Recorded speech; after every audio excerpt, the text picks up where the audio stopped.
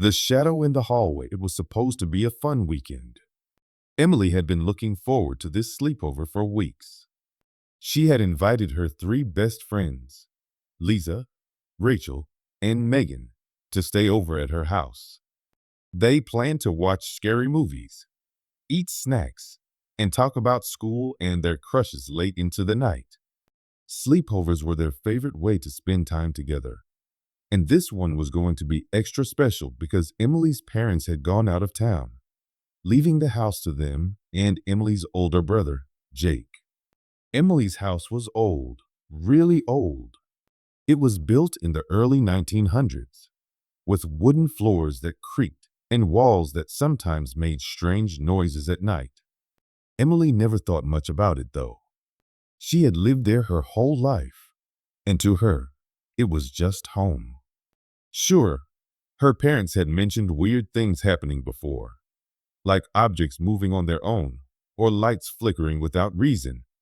But Emily never believed in ghosts or anything supernatural. That night, they set up their sleeping bags in the living room. The fireplace crackled softly, adding warmth to the chilly night.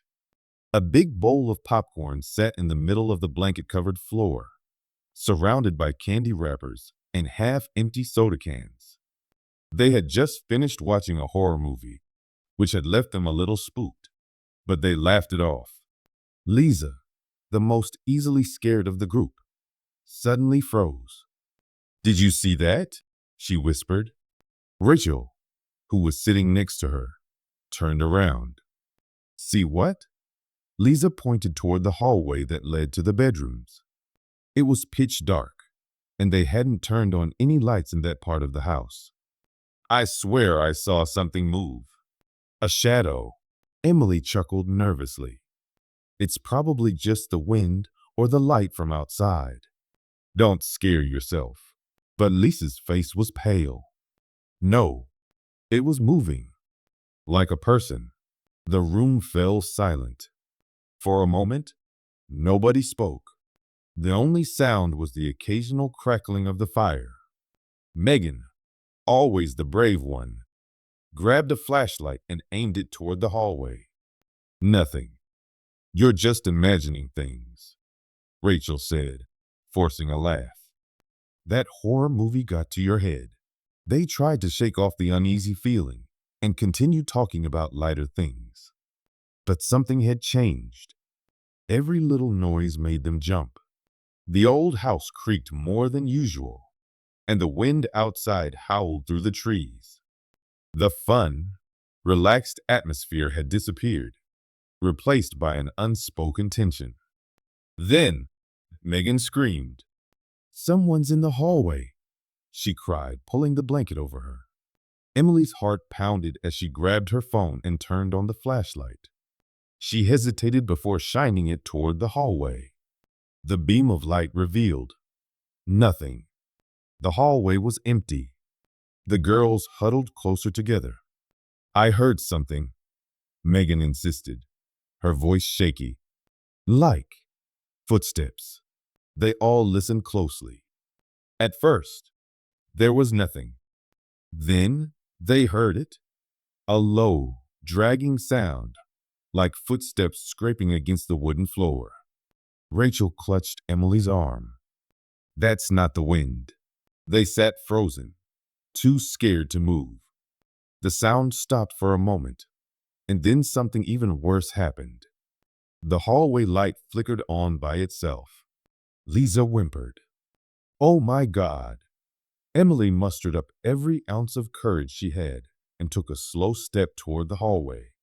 Her hands were shaking as she reached for the light switch, turning it off. She pointed the flashlight again. Still nothing.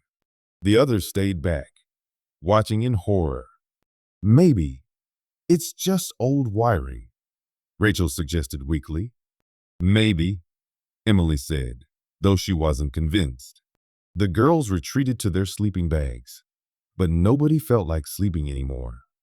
Every little noise, every creak, every whisper of wind made their hearts race. Hours passed, and one by one, they finally dozed off. But Emily stayed awake, staring at the dark hallway. At around 3 a.m., a loud woke them all up. What was that? Lisa gasped. They all sat up, wide-eyed. Emily reached for her phone and turned the flashlight on again. The hallway was still empty, but this time there was something new. Deep, long scratches had appeared on the wooden floor, as if something had been dragged across it. Megan covered her mouth. That wasn't there before. No, Emily whispered, her blood running cold. They wanted to wake up Jake, but his room was upstairs, and none of them wanted to go alone. Instead, they locked themselves in Emily's bedroom, huddling together under the covers. No one spoke. No one moved. The house was silent, but the feeling of being watched lingered. The night seemed endless. Every time Emily closed her eyes, she felt as if something was standing just outside the door, waiting. She squeezed her eyes shut and prayed for morning. When the first rays of sunlight streamed through the window, they finally felt safe enough to move. They crept out of the room and into the hallway. The scratches were still there, deep and unsettling. Emily's mom returned that morning, and when she saw the scratches, her face turned pale. I don't remember those being there. Emily explained everything that had happened. Her mom listened carefully before sighing. You know, I've heard stories about this house. The previous owners used to say they saw things. Shadows. Strange noises. Lisa looked horrified. And you never told us? I never thought it was real, Emily's mom admitted. I figured it was just old house noises. Emily and her friends exchanged nervous glances. They had all experienced it. The sounds, the shadows, the feeling of something unseen lurking in the dark. It was real. From that day on, Emily never looked at the hallway the same way again. Even in daylight, she always felt a chill whenever she walked past it. And at night, she made sure to always keep her door locked. To this day, they don't know what it was, but they never had another sleepover at Emily's house again. The whispering closet Mia could hardly contain her excitement. Her cousin, Sophie, was coming over for a sleepover, and she had been waiting for this night all week. The two girls were more than just cousins. They were best friends, almost like sisters. Whenever they spent time together, it was filled with laughter, games, and endless stories. Maya's bedroom was her favorite place in the house. It was cozy, with soft pink walls and a big window that lit in the moonlight. But the one thing that always made her uneasy was the old wooden closet in the corner. It was huge, almost touching the ceiling, with heavy wooden doors that creaked loudly whenever they were opened. The wood was dark and worn, and the handles were made of cold iron. Mia had always felt something strange about it, but she never told anyone. When Sophie arrived, the girls spent hours talking and playing games. They built a fort out of blankets and pillows, had a snack, and talked about their favorite movies. They giggled about silly things and shared secrets. As the night grew darker, they finally climbed into bed, snuggling under the warm blankets. Just as they were about to fall asleep, a sound made them freeze. A whisper. Maya's eyes shot open. Sophie turned to her with wide eyes. Did you say something? Sophie whispered. Mia shook her head. No. Did you? No. The girls stared at each other. Then they heard it again. A faint, almost breathy whisper, coming from inside the closet. Maya's heart began to race. She sat up in bed, staring at the closet door. Sophie clutched her arm. Maybe it's just the winds? Mia suggested, though she didn't believe it herself. Sophie reached for her phone and turned on the flashlight. The bright beam of light cut through the darkness as she pointed it at the closet. The whispering stopped immediately. Both girls held their breath. The room was silent now, except for the faint ticking of the clock on the wall. After a long pause, Mia swallowed and stood up. "I'll check," she said, trying to sound brave. She walked slowly to the closet, her bare feet making soft sounds on the wooden floor. Sophie followed closely behind, holding on to Maya's arm. With a deep breath, Mia grabbed the cold iron handles and pulled the doors open. The heavy wood groaned as it moved, revealing the inside of the closet. Nothing, just her clothes, some shoes, and a few boxes on the floor. They both let out a nervous laugh. "We're being silly," Sophie said, though she still felt uneasy. Mia nodded and closed the closet doors. They climbed back into bed, convinced it was just their imagination. But as soon as Sophie turned off the flashlight, the whispering started again. This time, it was clearer. It almost sounded like words, though neither of them could understand what was being said. A chill ran down Maya's spine. She turned on the bedside lamp, and again, the whispering stopped. "I don't like this," Sophie whispered. "What if something is in there?" "There's nothing in there," Mia insisted, though doubt crept into her mind. They decided to leave the light on and tried to sleep. The whispering didn't come back, but they could barely close their eyes. Every small noise made them jump. Hours passed before exhaustion finally took over, and they drifted into a restless sleep. The next morning, sunlight streamed through the window, making the room feel warm and safe again. Mia stretched and yawned, looking over at Sophie, who was still curled up under the blankets. Then she saw it. The closet door was slightly open. Maya's stomach dropped. She was sure she had closed it last night. Slowly, she got out of bed and walked over. With trembling fingers, she pulled the door open wider. Her breath caught in her throat. There were deep scratch marks on the inside of the door, as if something had tried to claw its way out. She gasped and stepped back, bumping into Sophie, who had just woken up. "What is it?" Sophie asked groggily. Mia pointed at the scratches. Sophie's eyes widened. "That wasn't there before," she whispered. Mia shook her head. "No, it wasn't." They both stared at the marks, fear creeping into their minds. Who, or what, had made them? Just then, Maya's mom called from downstairs. "Girls, breakfast is ready." The girls exchanged nervous glances. "Should we tell her?" Sophie asked. Mia hesitated.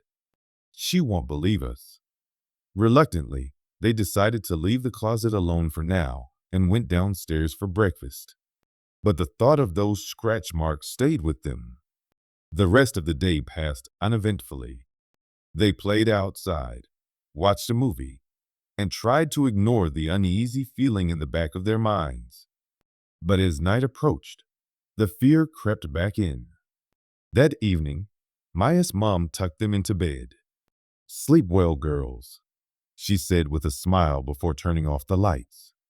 The moment the room went dark, the whispering returned. This time, it was louder. The girls huddled together under the blankets, their hearts pounding. The whispers weren't just sounds now. They were words, but they were too soft to understand. Mia reached for the lamp, but before she could turn it on, the closet door creaked open on its own. A cold rush of air filled the room. The whispering turned into a low, eerie hiss. Sophie clutched Maya's hand. "Turn on the light," she whispered urgently. Mia fumbled with the switch, and as soon as the light flooded the room, everything stopped. The closet door stood open, but nothing was inside except for her clothes and shoes. Tears welled up in Sophie's eyes. I don't want to sleep here anymore, she said, her voice shaking. Mia nodded. Me neither. They grabbed their pillows and blankets and ran to Maya's mom's room, begging to sleep with her for the night. Seeing their terrified faces, she agreed without question. The next morning, Maya's mom went into the bedroom to check the closet. What she saw made her gasp. The scratch marks on the inside had multiplied. Long, deep gouges ran across the wood as if something had been trapped inside and was trying to get out. She turned to the girls. How did this happen? Mia and Sophie exchanged a look. They didn't know how to explain it. Maya's mom frowned and closed the closet firmly. Maybe we should move this out of your room, she suggested. Mia and Sophie nodded eagerly. That day, Maya's dad helped move the closet to the basement. From that night on, the whispering stopped. But sometimes, when Mia passed by the basement door, she thought she could hear a faint whisper, calling her name. The man at the window, Jared, was excited. His parents had finally agreed to let him have a sleepover, and his two best friends, Tom and Nick, were coming over. It was going to be a great night. Video games, junk food, and scary stories. Jared had been looking forward to it all week. Jared's house was big, and his bedroom was on the second floor. His window overlooked the backyard, which stretched out into a small wooded area. It was usually peaceful, with nothing but trees swaying in the wind. During the day, the view was nice, but at night, the trees looked like dark shadows, moving slightly under the moonlight. Tom and Nick arrived in the evening. They brought their sleeping bags, snacks, and their favorite horror movies. After dinner, the three boys rushed upstairs to Jared's room. They set up their sleeping bags, turned on Jared's gaming console, and got ready for a long night of fun. For hours, they played video games, laughed, and competed to see who was the best. It was past midnight when they finally started to slow down. The room was filled with empty chip bags and soda cans. The glow of the television was the only light in the room. Tom stretched and yawned. Man, I think I need a break. Nick nodded. Yeah, me too. Maybe we should watch a scary movie now. Jared grinned. I have the perfect one.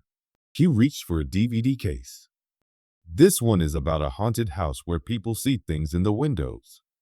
Before he could finish his sentence, Tom suddenly went pale. His eyes widened, and he stared past Jared. There's someone outside your window, Tom whispered, barely moving. Jared and Nick laughed. Yeah, right, Jared said. We're on the second floor, dude. That's impossible. But Tom wasn't joking. His face stayed serious. I swear I saw a man standing there. A chill ran down Jared's spine. Nick grabbed the remote and paused the game. The room fell silent except for the faint rustling of the wind outside. Slowly, they turned to look at the window. At first, everything seemed normal. The night was dark, and the trees outside swayed gently. But as their eyes adjusted to the darkness, they saw it. A faint figure. A man, standing just outside the window. Jared's heart pounded. That's not possible. We're too high up. The figure didn't move. It just stood there, staring. The dim moonlight barely illuminated its shape. It was tall, with broad shoulders, but its face was hidden in the shadows. Then, slowly, it lifted a hand and pressed it against the glass. The three boys screamed and jumped back. Nick nearly tripped over his sleeping bag. Tom grabbed Jared's arm, his fingers digging in with fear. What the hell? Nick shouted. Jared's mind raced. He wanted to believe it was a prank. Maybe his older brother playing a trick on them. But his brother was away at college. There was no way anyone could be standing outside his second-floor window.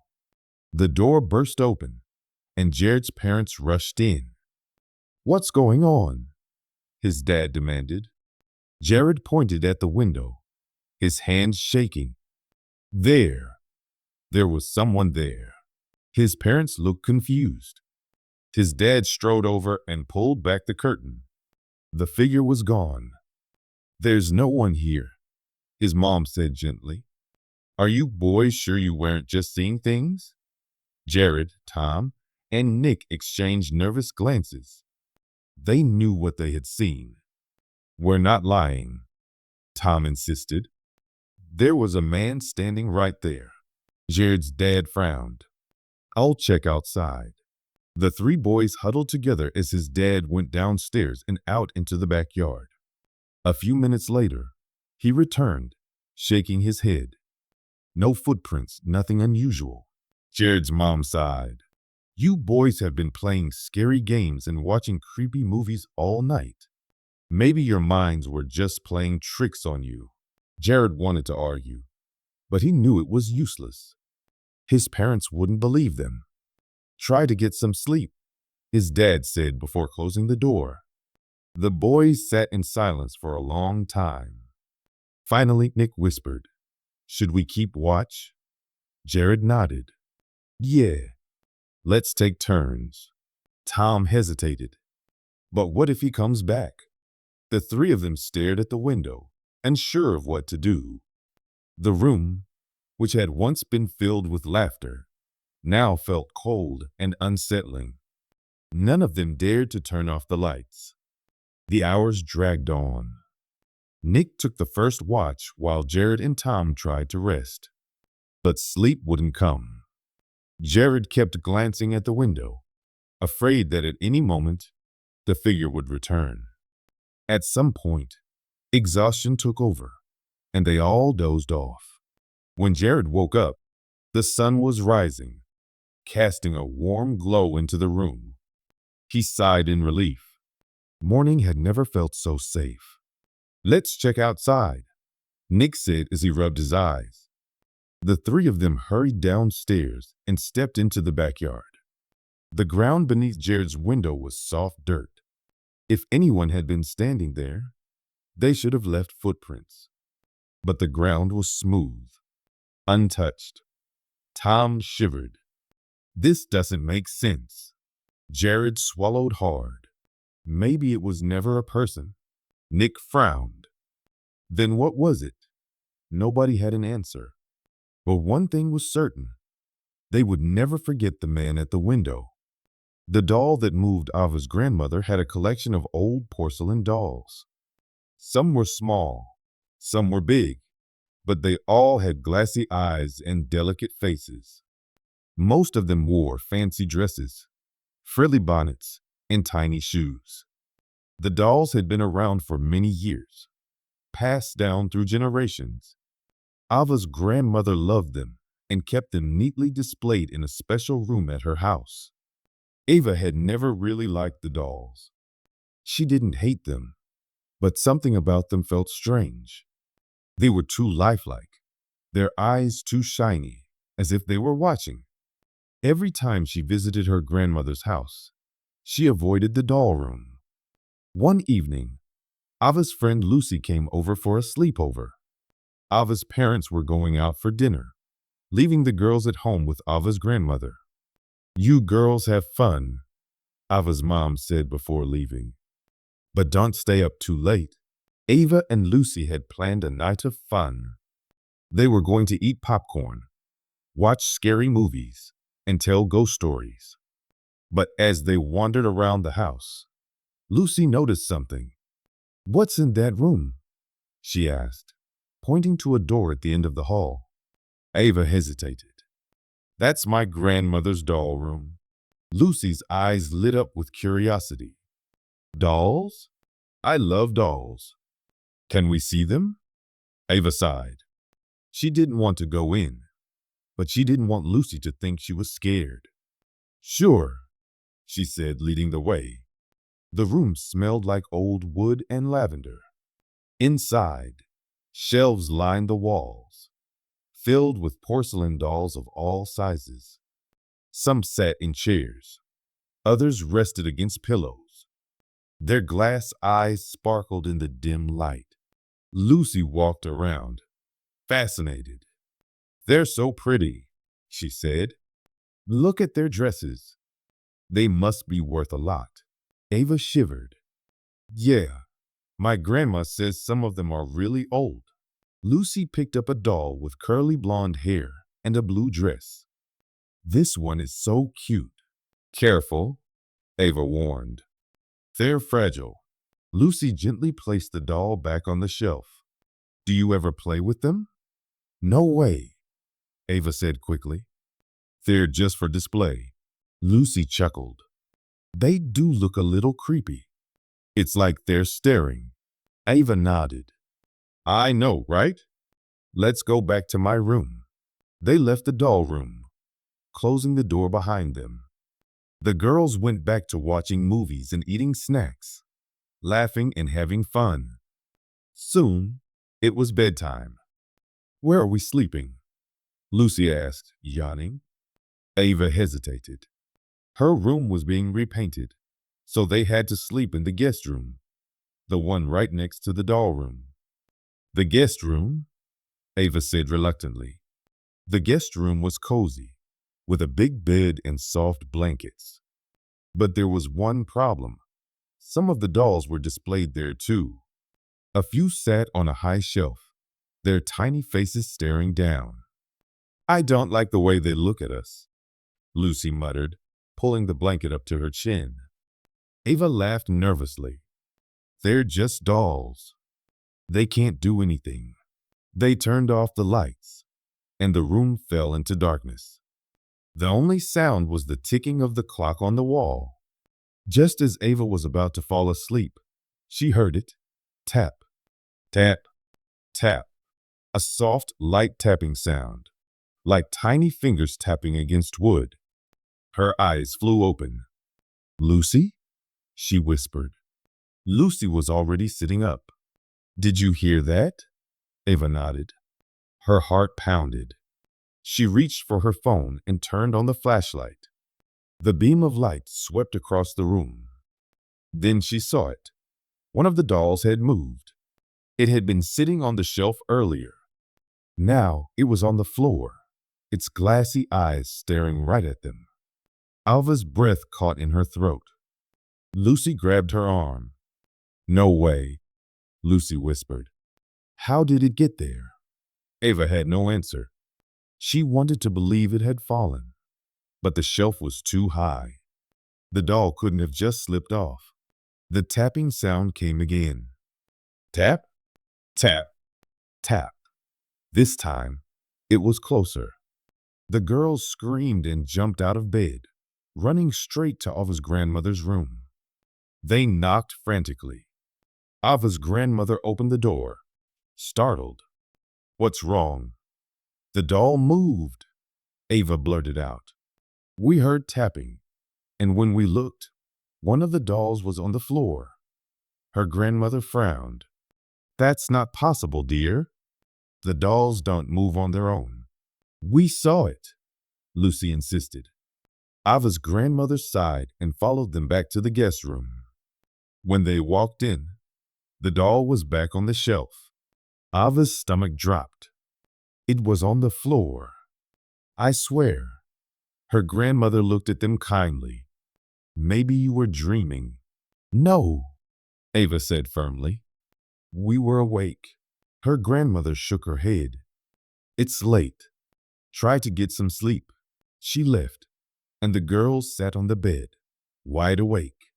"I don't want to sleep here," Lucy whispered. "Me neither," Ava admitted. They grabbed their pillows and blankets and hurried to the living room. They slept on the couch, keeping all the lights on.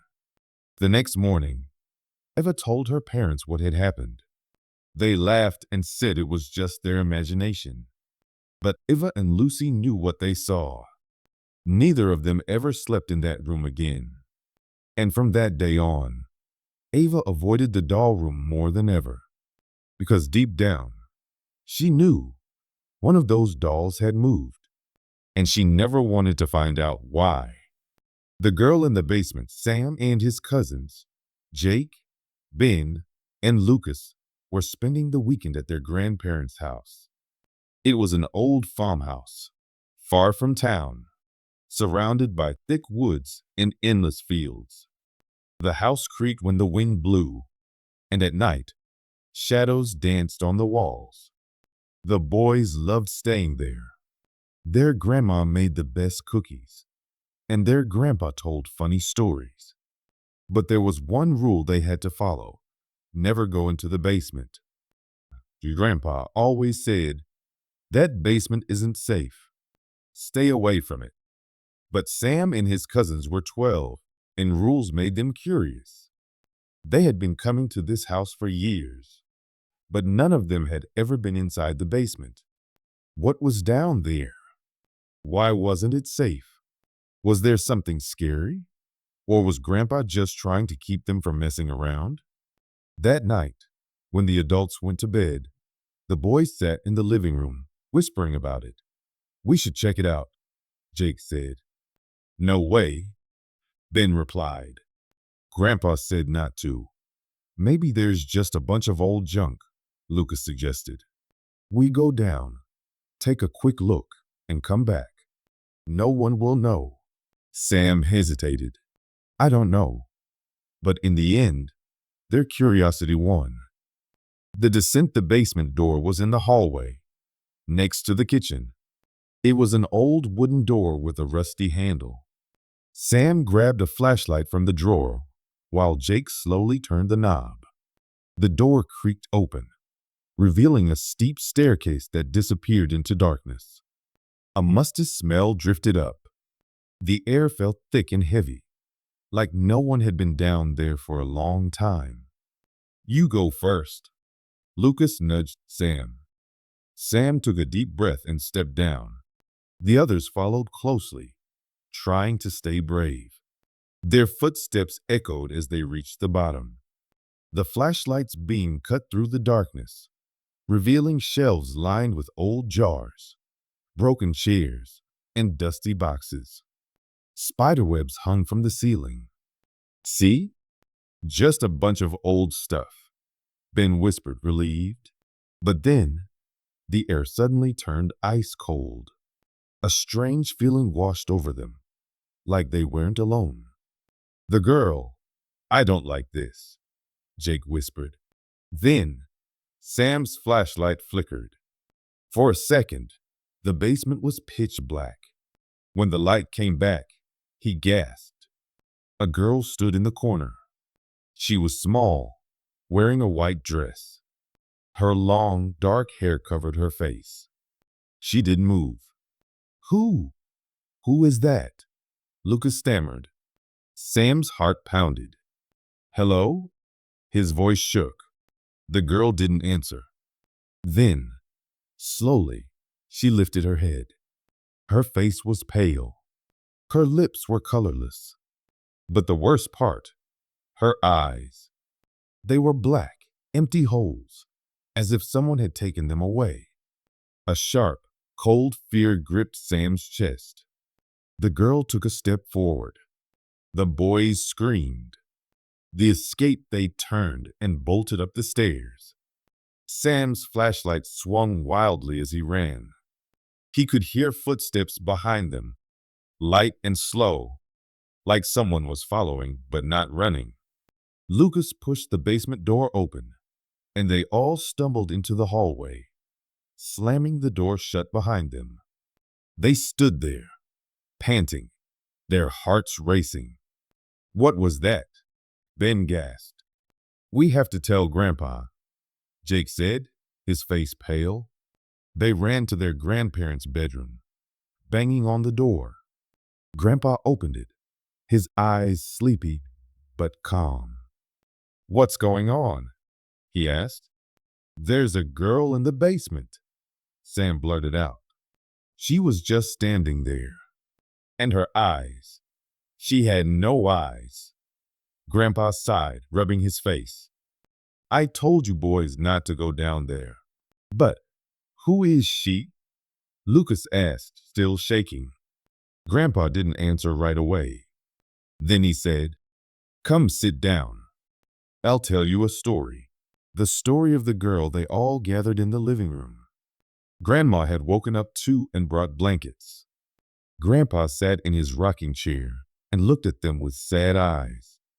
"A long time ago," he began, "this house belonged to a different family. A man, his wife, and their little girl. Her name was Eleanor. She was only 10 years old." The boys listened closely. One winter, Eleanor got very sick. Her parents tried everything, but back then, there weren't many doctors nearby. She grew weaker every day. Finally, one night, she passed away. Right here in this house. Grandpa paused. Her parents were heartbroken, but for some reason, she never left. Sam swallowed. "You mean her ghost?" Grandpa nodded. "Over the years, people who lived here said they saw her, mostly in the basement. That was her favorite place to play. But her eyes," Jake started, but Grandpa shook his head. "No one knows why her spirit looks the way it does now. Some say she's trapped, looking for help. Others believe she's angry because she doesn't understand what happened to her." The room fell silent. "That's why I told you not to go down there," Grandpa finished. "Some things are best left alone." The morning after, none of them slept much that night. Every creak of the house made them jump. Sam kept thinking about the girl, Eleanor. Was she really dangerous? Or just lost and lonely? The next morning, they all stayed close together, not daring to go near the basement door. "What if we help her?" Lucas finally said. "Help her how?" Ben asked. "Maybe she needs to know it's okay to leave." They looked at Grandpa. He thought for a moment, then nodded. "Maybe there is a way." Saying goodbye that night, they stood by the basement door, holding candles. Grandpa led the way, stepping carefully down the stairs. The air was still cold, but this time, they weren't running. "Eleanor," Grandpa called softly, "if you're here, we're not here to hurt you. You don't have to stay. It's okay to rest now." The candle flames flickered.